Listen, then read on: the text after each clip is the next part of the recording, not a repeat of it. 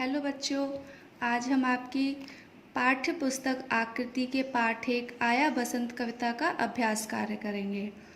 तो आपको अच्छे से मेरे साथ साथ अभ्यास कार्य समझना है और उसको अपनी पुस्तिका में करना है। ठीक है, तो चलिए शुरू करते हैं। प्रश्न संख्या 2, सही उत्तर पर सही का चिन्ह लगाओ। अब तो क है, सेमल का फूल किस रंग का होता है। ये बच्चों हमारे 4 विकल्प दिए गए हैं, तो इस चारों विकल्प में से हमारा एक उत्तर सही है, तो उस पर हमें निशान लगाना है। आपने कविता में पढ़ा था ना, सेमल का फूल जब खिलता है तो कौन से कलर रंग का होता है। जी हाँ, लाल, बिल्कुल सही उत्तर। तो लाल के सामने निशान लगा दीजिए। ठीक है। सरसों के बीज में क्या खिली है। आपने कविता में पढ़ा था कि सरसों का जो खेत है उसके बीच में क्या खिली है। तो ये हमारे 4 विकल्प दिए गए हैं, उड़द, टेसू, अलसी, ये सभी। तो बताइए, सरसों के बीज खेत में क्या खिली हुई है। जी हाँ, अलसी। तो अलसी के सामने निशान लगाइए। तो बच्चों, आगे के विकल्प हैं वो आपको पूरा करना है। तो नीचे आते हैं प्रश्न संख्या 3 पर, पंक्तियां पूरी करो। अब आपने कविता तो पढ़ी होगी, तो उस कविता को पढ़ पढ़ के हमें इन पंक्तियों को पूरा करना है। घड़े सुराही डैश आते। तो जब बसंत ऋतु आती है तो घड़े सुराही को क्या करने आते हैं। जी हाँ, बेचने, यानी कि घड़े सुराही बिकने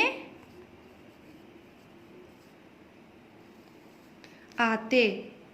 सौंधा डैश पानी लाते।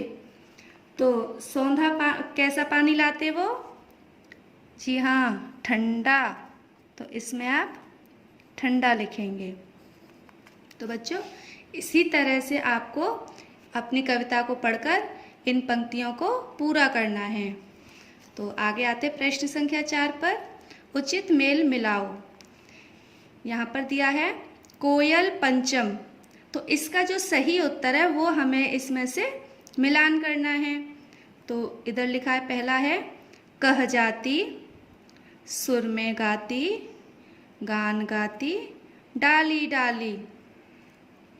तो बच्चों, कोयल पंचम, जी हाँ, सुर में गाती। तो इसको इससे मिलान कीजिए। आया समझ में। तो ये अभ्यास कार्य आपको अपनी पुस्तिका में भरना है।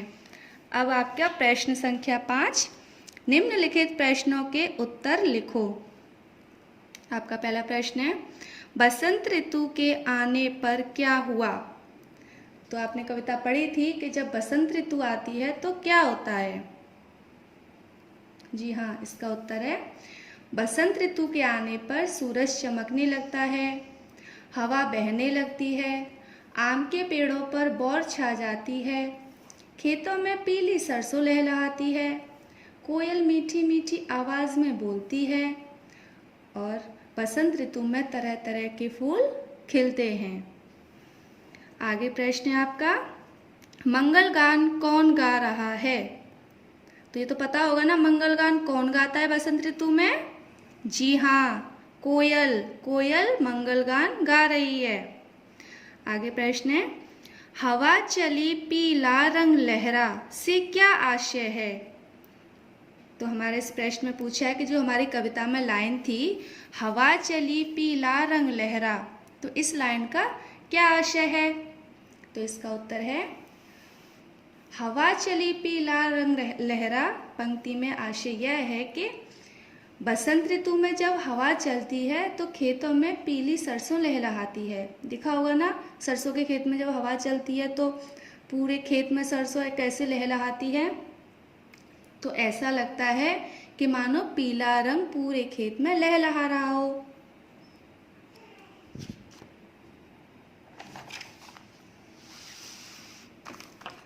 आगे प्रश्न है, फागुन में मौसम कैसा रहता है। तो बताइए बच्चों, फागुन में मौसम कैसा रहता है। जी हाँ, बिल्कुल सही। फागुन में मौसम न ज़्यादा गर्म होता है और न ज़्यादा ठंडा। तो आगे चलते हैं। ये सुख थोड़े दिन के, कवि ने ऐसा क्यों कहा? कवि ने हमारी कविता में कहा था ना कि ये सुख थोड़े दिन के, तो कवि ने ऐसा क्यों कहा? उत्तर है इसका, कवि ने ऐसा इसलिए कहा है क्योंकि बसंत ऋतु थोड़े समय के लिए आती है और इसके बाद गर्मियाँ शुरू हो जाती हैं। फिर तो गर्मी गर्मी होती है, और लेकिन बसंत ऋतु तो बहुत अच्छी होती है। आगे प्रश्न है, परीक्षा के बाद कैसे दिन आएंगे? ये तो आपको भी पता होगा, जब हमारी परीक्षा खत्म हो जाती तो कैसे दिन आते हैं? जी हाँ, परीक्षा के बाद छुट्टियों के दिन आते हैं। तो परीक्षा के बाद छुट्टियों के दिन आएंगे। ये तो सही उत्तर है, परीक्षा के बाद छुट्टियों के दिन आएंगे। तो बच्चों, अब आपका गृह कार्य है कि आपको अपनी कार्य पुस्तिका में इन प्रश्न उत्तरों को सुंदर लेख में लिखना है।